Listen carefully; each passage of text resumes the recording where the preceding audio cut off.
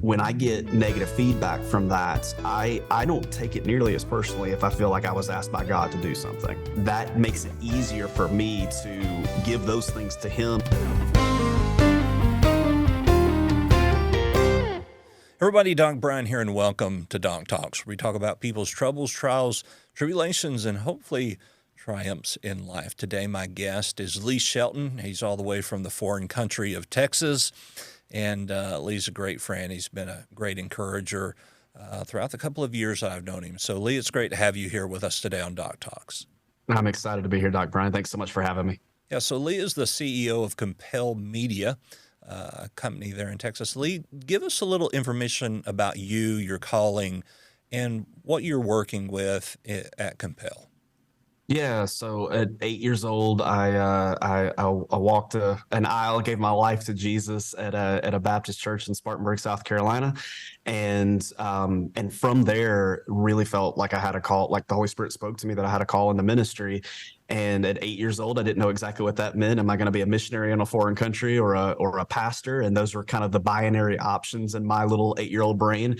And multiple times growing up, knew that I needed to be obedient to the calling that I'd been given, but started developing interest in media and marketing, and just said, man, if I wasn't called into ministry, I'd be doing that. And God figured out a way of weaving those things together. And so with the dawn of the internet and digital, we really have just said, man, there are so many opportunities to reach what I think is the largest gathering of people in the history of the world, which is the internet, which means it's the largest mission field. And if there's a mission field, then I believe God sends missionaries. And so our team, we see ourselves as digital missionaries. We make content that both seeks to shine light in dark places, seeks to communicate the gospel in bold ways, and seeks to challenge and empower Christians to live the life that God's called them to live. Yeah, and that's great. It's definitely needed. Of course, today we're in LifeWord Studios, which is the media broadcast ministry of the BMA of America, and they produce content in a little over 150 languages to 123 countries, to a listening audience of near 2 billion people. And when you look at that, I mean, that's mind-boggling that one little place, one little feeling insignificant person is sharing the gospel of Jesus Christ in different ways. So in thinking about the gravity of all of that, what is the first thought that comes to mind? I would say 50 years ago this year, June 3rd, 50 years ago, Billy Graham had what at the time was the largest gathering of people, around 2 million estimated in Seoul, Korea, to present the gospel. And now, Doc Brian, you and I have friends who reach that number on a weekly basis. And so sometimes we can see these enormous numbers, and we can just kind of think about those numbers in association with stats. But I think it's really important that we remember that those numbers are people and that Jesus died for people. And so as we're thinking those things through, we just see that as an incredible opportunity that as the times that we're living in, we take very, very seriously. The tools and the platforms that we have in the times that we live in. I mean, we're talking about over the course of human history, this is a blip on the radar. Like the last 10 years or so is when this thing has really blown up and gotten huge. And so I just constantly try to remember that those are human beings on the other side of that screen. And those are people that Jesus died for. Those are people that have callings on their lives, that God's got a plan for their life. And we want to communicate in ways that calls them up into that plan. Yeah, and you mentioned that you and I have friends that reach that amount of time, Josh Broom or Sean Copeland or Joe Christian Guy, or many of the others are reaching those, and I know that, you know, at a point where I had almost 1 million followers on TikTok, there was a lot of negativity that surrounds all of those things. And when you have that many followers, you know, it's obviously going to be there. But how do we encourage digital evangelists to not let that affect their ministry? Yeah, we have a mutual friend, Joshua Broom, who also gets a lot of negative comments on a daily basis. I've seen screenshots of things that made my blood boil on his behalf. I've seen things on other of our friends' platforms where personal, they attack family members, sometimes spouses. It can get really, really ugly. And so preparing for this ahead of time is really important, because otherwise it can come like an onslaught that if we're not prepared for it, it can really hurt. And I would say a couple things. One, remembering if you're called to something, remembering that. And so sometimes that means that if we're called into a dark place, that we're going to have to deal with dark things on occasion. And so remembering also that the people who you're speaking to, who are giving the negativity, who are giving the some instead of responding, really reframing a bit, instead of responding to a personal attack with being angry or anything like that, if you can, to reframe that to, hey, this is a person who's very clearly hurting themselves if they're on here trying to attack somebody who's trying to help them. And understanding that that's a person that you're still called to serve, and praying for that person. We've had an opportunity to do trainings with people across the world into digital missions, and some of those are in countries that are in a Muslim context, which means that when they put things out that are gospel focused, they get very, very attacked. In fact, we've had people who their response to a message was a picture of a group of people who saw the content holding AK-47s, letting them know that they were going to show up at their house later that day, and like real, like credible threats that have taken place. And I'm always so inspired by them because they see themselves as missionaries and know that even though there's negativity, sometimes dangerous negativity when you're talking about other nations, that they still feel called to it, and they do every piece of content that they do bathed in prayer, prepared for what the possibilities could be, and really leaning into the strength and the joy of the Lord and the peace of the Lord in those moments, because they can hurt. Yeah, absolutely. I remember I was doxxed, and you and I had talked about that. But someone went to every single TikTok video that I had, which was over 250 at that point, with nearly 1 million followers, and they posted, to quote, "Beware the storm is coming," and then posted my home address on there. And when I tell you that I considered going to a hotel for a couple of weeks, I mean, you don't know who these people are or how they respond, but even in ministering to countries where there are people who are boldly against Christianity, we still have to remember our calling and what God has called us to do. And I say quite often, none of us experienced what Paul went through or even Jesus went through here on this earth when it comes to persecution. We may be dealing with it in a different way. But so when these things happen, at the onset of this trouble, what would be your first recommendation to maybe somebody who is new in content creation, who is trying to get the gospel message out? What would your first response be to them in that initial conflict? Yeah, so I'll start with the very beginning. Doc Brian, you and I have a mutual friend, Marcus Stanley, who's got a great piece of advice. So I'm going to quote him and give him credit for it. He says to ponder, pray, post. And so the very first thing, there's a spiritual aspect to that where he's praying about the content that he's posting. And if he feels called to do that, well, that comes with a certain level of authority with it that's not your own authority anymore. And so if I post something that I know God's called me to do, when I get negative feedback from that, I don't take it nearly as personally if I feel like I was asked by God to do something. That makes it easier for me to give those things to Him and say, hey, this is a weight that may be bigger than me to bear, bigger than I can handle. But you've called me to do this, which means you're going to equip me for it, which means that you're going to come along and bear the burden for this. Your yoke is easy, your burden's light. And so that in and of itself, knowing that I was called to do something, gives me a certain boldness that I just wouldn't have had if it was just my idea. And then that ponder piece, like actually think it through, think through your audience, think through knowing how people could respond to this. If you're posting something controversial, and by the way, what isn't controversial today? So if you're posting something controversial, no, there's a possibility for this, and really try to reframe that a bit and understand that, hey, this, if I get something negative, that's somebody who needed to hear this message. And that may be somebody who 6 months from now, as I look back through my DMs or look back through my comments, they started off hostile and they turned, and I was able to make an impact in their lives just by being obedient. Then posts, after you post that in the comments actually do start to come in. One, most of the time, it is 10-1, sometimes 20-1, where it's positive.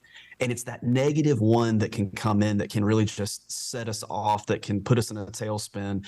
I would say just consciously keeping things in perspective and understanding, like, man, look at all these people who got freedom from something I said. Look at all these people who that I was able to make an impact on their lives in a positive way immediately. And those that I wasn't, man, I'm going to keep praying, because we see biblical examples of this, where somebody who went negative with Jesus all of a sudden, after spending some time, after the Holy Spirit has time to work, a turning took place. And so I just consider those people, there's some pre-repentance, it's before the turn has happened, but this was a step along their journey to discovering a God who loves them, and I want to be a part of that journey. And even if I got to be the subject of some negativity at that point, if I was called to do it, it's not really me anyway. And me keeping that mindset helps. And that's something that I remind people of on a very, very regular basis. Yeah, we have to take in consideration that in any time we're presenting the gospel, that it's no longer I, but Christ who lives in me, and that he's the one. Now, inserting a classic Doc Bryan weird psychology fact here to what you said, it takes 8 to 10 positive comments to negate one negative comment. And so while we need that encouragement, and I would say that to other Christian creators, to make sure that you have a network of other Christian creators and that you're constantly giving them positive feedback about how they are doing and how things are going. One of the biggest things that has helped me in ministry and was a great relief to me, you've probably heard this before, was the quote that says, when God called you to the ministry that he had for you to do, he factored in your stupidity. And so we see here that God knows us, he called us, he equipped us. And so while it may not be easy, and I don't think there's any aspect of ministry that's just absolutely easy, because we're working against the enemy. One of our BMA pastors, Brother Alan Brown, said one time, he said, if you don't meet the devil on your road of life, you're obviously going the same direction. And we don't want to be backing up by any means. So let's talk about a little deeper. What about when we are creating content and the overflow of negativity just takes us over? What do we do? So two things here. And the negativity can come from so many places, right? Like sometimes it's external to us through comments and through direct messages and that sort of thing. And sometimes the negativity can happen up here. Maybe we didn't meet expectations of what we thought was going to take place. Maybe we had a goal for growth and we didn't see that happen as quickly as we wanted it to. One of the things, I was just in Nashville a couple of weeks ago speaking to creators, and one of the things I said to them was, beware of the comparison game.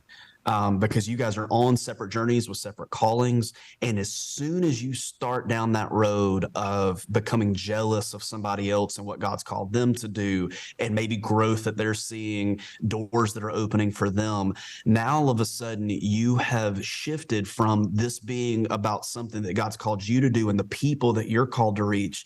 And you've gotten off course, and now all of a sudden you're on somebody else's path. And I'll never be as good at being a Doc Bryan as Doc Bryan is. I'll I'll never be as good at being a Joshua Broom as Joshua Broom is, because that's not what I'm called to. And by the way, the same thing in reverse. Somebody else who may see things that I get to work on, you're not going to be me in the same way that I'm not going to be you. God's called all of us to these individual things. So there's some overlap in the people that we reach, which is amazing, because that means that they're getting to hear different things from different perspectives. And you never know what the Holy going to use to spark something in somebody. But those are two things that I would just say can be like death traps for us, not just those from outside coming in, but what happens inside. And if we can be celebrators of others who are in our space, that will turn. And now all of a sudden, when we're going through something, we got a group of people around us who've been there before, who can speak encouragement to us. And so what to do, I would say a couple of things. Number one, pray. And that is, while that's basic, and I know it is, that would be like saying, hey, if I'm an NFL football player, make sure you're showing up on time to practice. Well, that's necessary for you to be the player, that every bit of for you to reach all the potential that you can reach. Well, sometimes when we think about these basic things in Christianity, like getting into the Word so that we know that the words that we're saying line up with what God's Word is, and praying so that we know that we're returning all these and burdens, like, God, I'm giving them to you because I can't handle them. While those are basic things, they are absolutely necessary things. And if you try to do anything outside of that, the other stuff I'm about to say won't matter at all. If you don't get that basic thing right. The other is, and we do this, Doc Brian, like we surround ourselves with other people who work in this space who have been there before, who can encourage, who can, when a comment's stupid, they can say that was stupid. Forget about that. Let's focus on these 5 people who just started following Jesus because of this post, or something to that effect. They can really help bring perspective to it. And being able to walk a road not alone, I think, is the last thing I would say is learn from things. Sometimes the post that you make that gets the most negative feedback also makes the biggest impact. And so at times we can do something like that, and we can shrink back and lose our boldness. But if we realize that sometimes those things don't have to be mutually exclusive. Sometimes they're the same post, that's the same piece of content that gets all the negative feedback, also is the one that makes the greatest impact. And so if we focus on the negativity in that moment, we'll miss something that is working, and oftentimes start going down a safer path, which will lead to you, in all likelihood, reaching less people, which is not the goal. The goal is to reach as many people as we possibly can. Right. And I'm reminded of that quote, not I don't remember who said it, but if you want to go fast, go alone. But if you want to go far, go with people. And I think one of the things that we forget, not just as digital creators, but as ministers of the gospel, is that we were never meant to go alone. I mean, Jesus sent his disciples in pairs. He didn't send one. He sent them in pairs.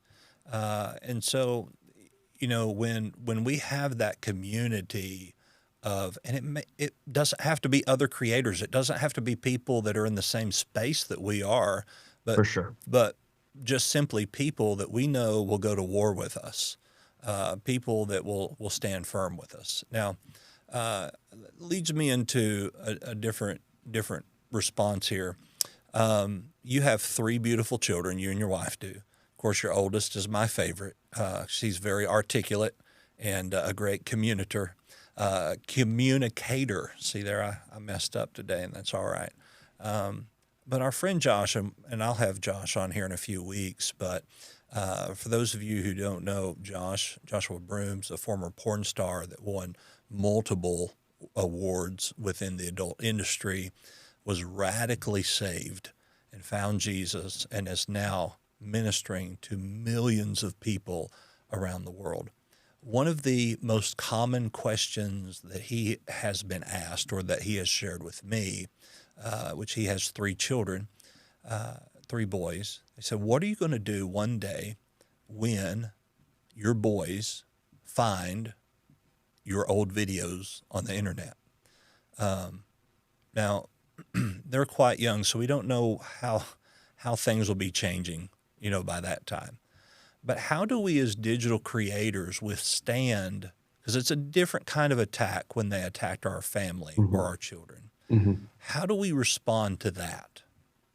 Yeah, it's completely different, isn't it? Like, and the advice that I'm going to give now is very, very different than what I would even say for us as individuals. Because it's just a very different thing. One, you want your family along the journey with you, and so some things to consider is how much of your family do you share online.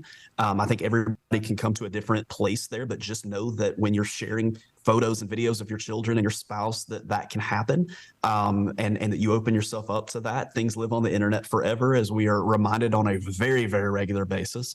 You just gave an example of that, actually, and so that is.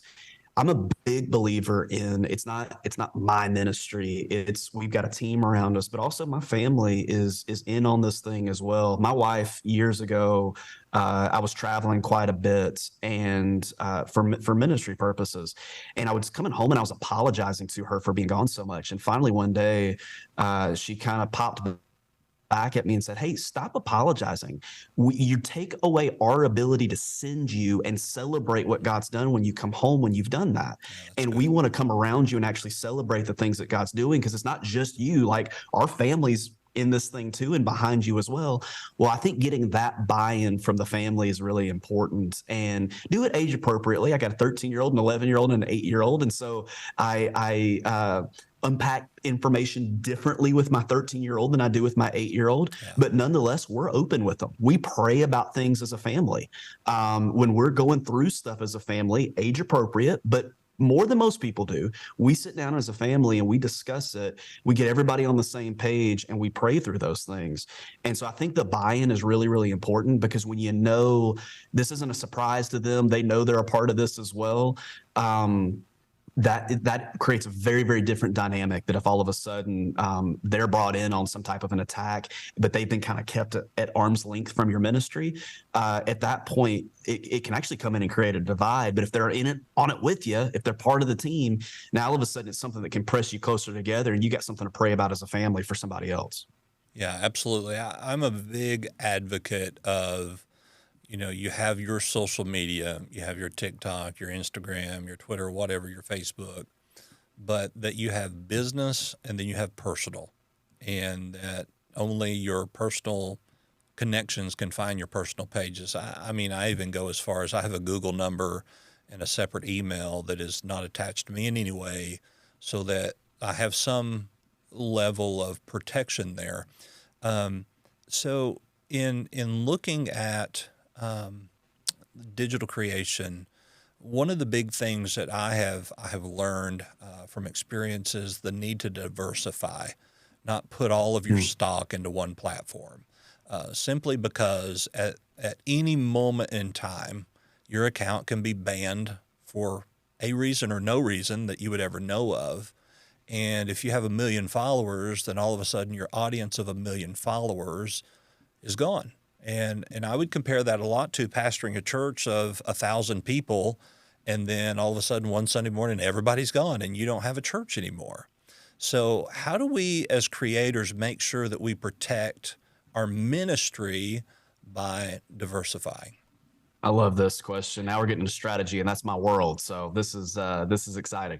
I would say a couple things. One, it's really important to know the difference between shared media and owned media. You do not own your Facebook page. You do not own your TikTok channel. You do not own YouTube. You don't own any of those things. And so it's really important to realize that.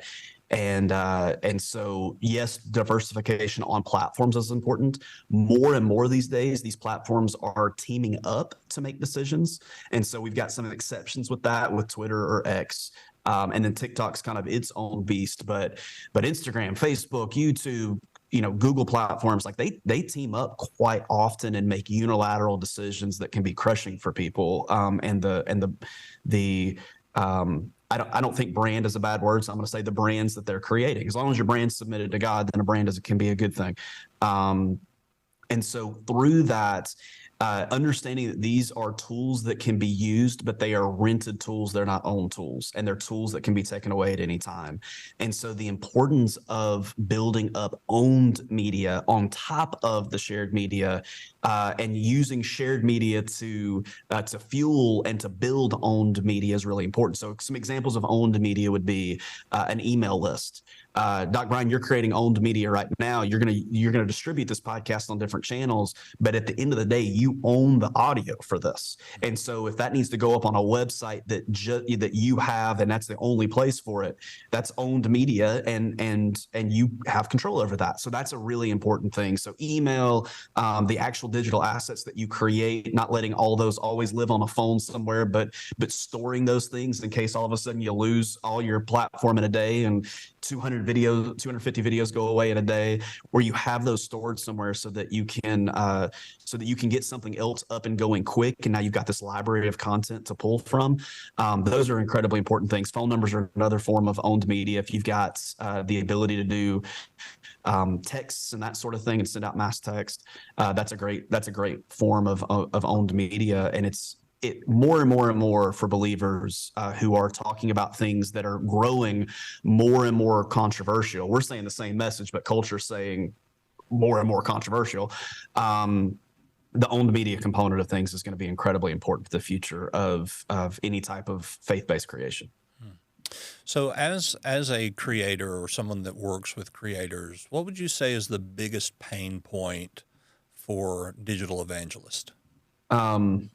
The first one I'm going to say is both a problem, but I love why it's a problem.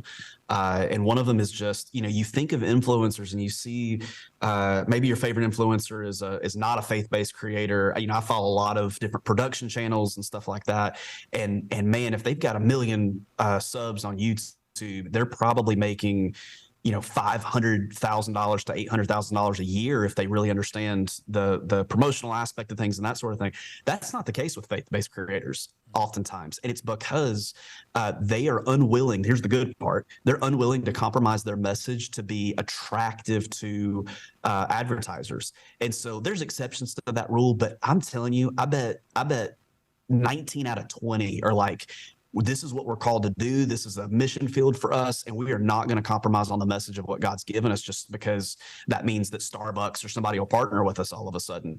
And so, but at the same time, there needs to be finances are fuel to fuel the mission. And so that's a pain point. I look at contracts on a monthly basis from friends who I've got no business agreements with, but they just send me things and say, hey, can you take a look at this and make sure that this is a good deal for us? And so a lot of the times I'll hop on a call and help them negotiate those things. So the idea of needing some business prowess in this space and loving that they're not compromising on what they're called to do, but more faith-based businesses partnering up with faith-based creators to get their message out there through some influencer advertising. Again, I don't use that word very often, but in the purpose of marketing world, that's a good word to use. I call them digital evangelists. But those are things that would help this message go further faster. And so that's a big pain point. Another one we've already talked about, that's just dealing with the negativity. That's hard for anybody. We're humans. And 20 years ago, a negative interaction may have been with one person at a drive-through or something to that effect. Now, if you're building a big audience, you may have hundreds of negative interactions in a day. Well, we don't have examples in human history of people processing hundreds of negative interactions before. We're in new territory here. And so leaning into people like you who are going to help us navigate through those moments that are brand new in the course of human history is incredibly important. We're pioneers, all of us, in uncharted territory. And so we're learning in real time what the mental health effects can be through processing what can be hundreds, thousands of negative interactions over the course of, weeks or months, depending on how big your platform is. And so leaning in on experts like yourself to be able to process those things are incredibly important.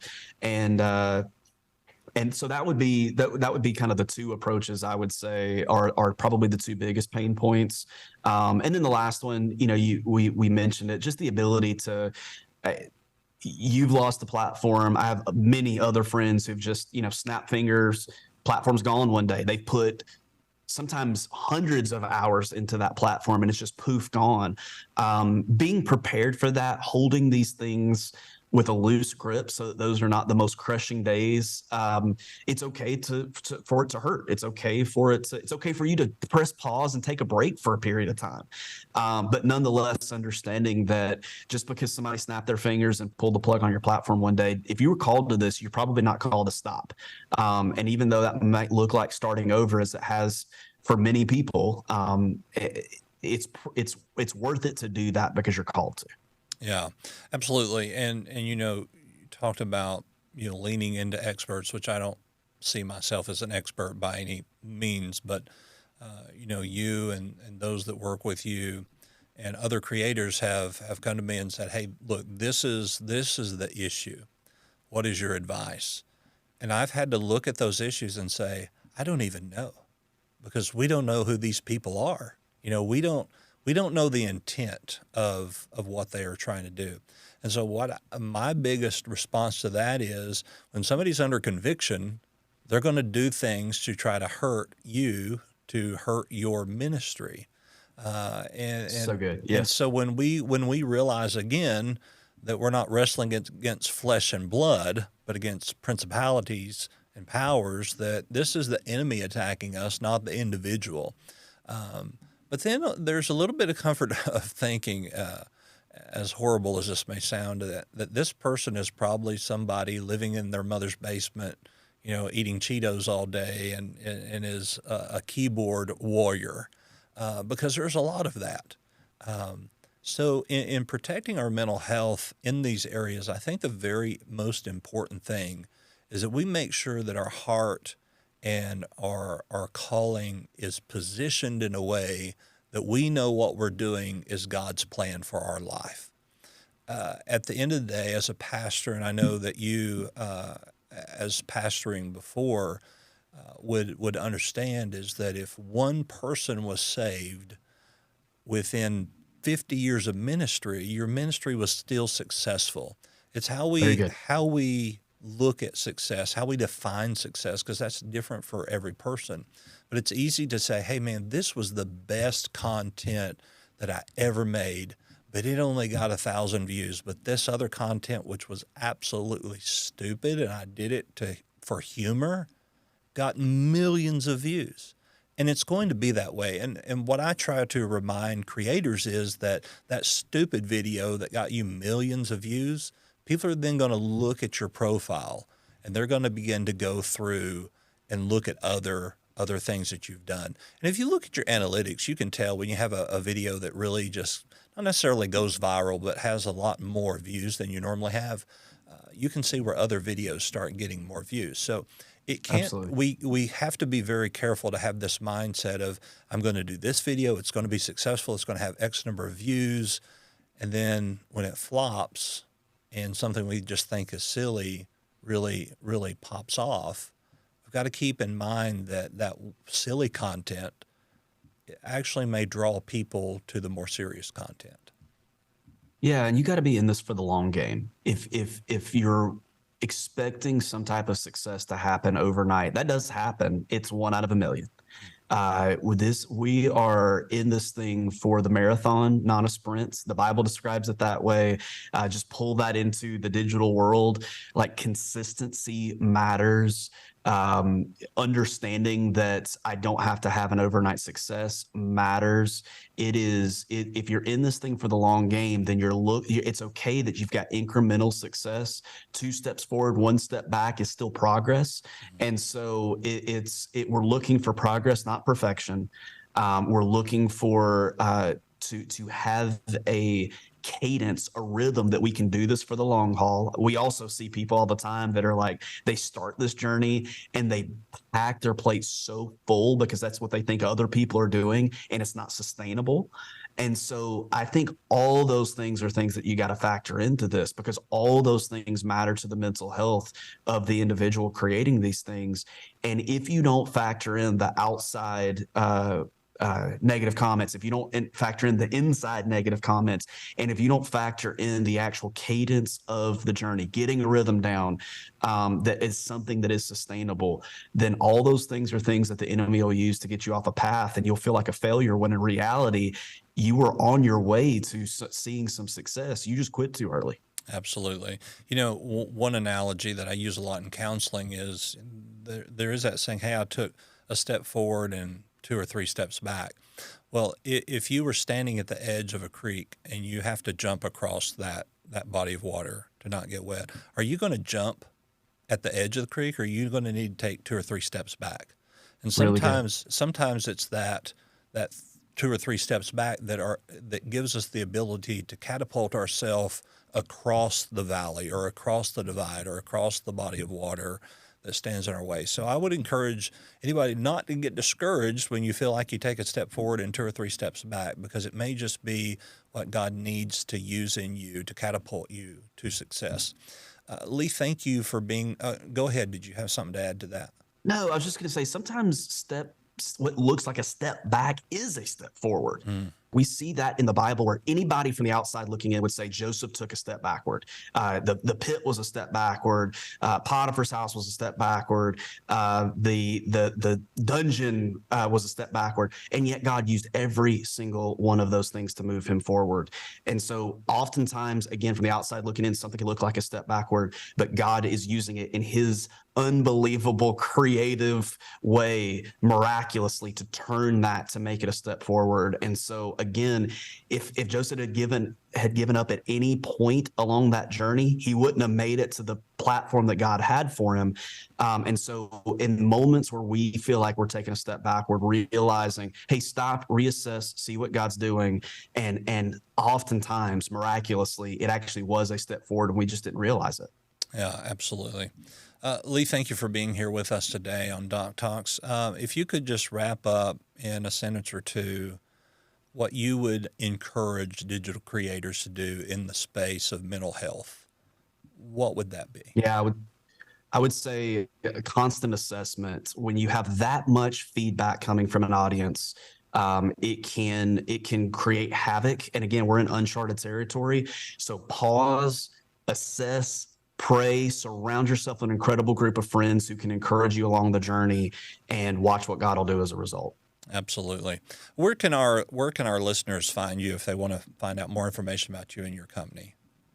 Yeah, so I'm on Instagram as at the Lee Shelton. Our website is compel.studio. We're coming out with a podcast on the story of Joshua Broome and his entrance into and exit from the porn industry, and all the amazing things that God has done since then. And really the rise of the porn industry and that story and how it's taken such a foothold in the world that we live in. So that's coming out January 16th, and you can sign up for notifications on that on our website, compel.studio. Great. Well, of course, I'm Doc Brian. You can find me at thedocbrian.com. All of my social media links are there on that website. Of course, again, we are at LifeWord Studios today. You can find all of their Christian content at lifeword.org.